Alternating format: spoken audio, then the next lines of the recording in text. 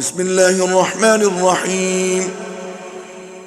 لا أقسم بيوم القيامة ولا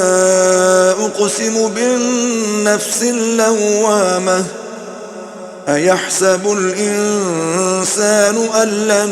نجمع عظامه بلى قادرين على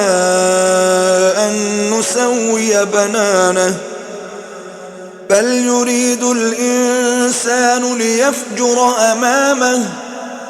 يسأل أيان يوم القيامة فإذا برق البصر وخسف القمر وجمع الشمس والقمر يقول الإنسان يومئذ أين المفر كلا لا وزر إلى ربك يومئذ المستقر ينبأ الإنسان يومئذ بما قدم وأخر بل الإنسان على نفسه بصيرة ولو ألقى معاذيره لا تحرك به لسانك لتعجل به إن علينا جمعه وقرآنه فإذا قرأناه فاتبع قرآنه ثم إن علينا بيانه كلا بل تحبون العاجلة وتذرون الآخرة وجوه يومئذ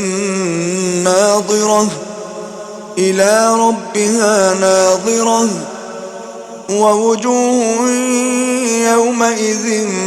باسرة تظن أن يفعل بها فاقرة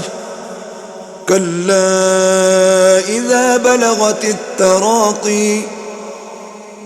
وقيل من راق وظن أنه الفراق والتفت الساق بالساق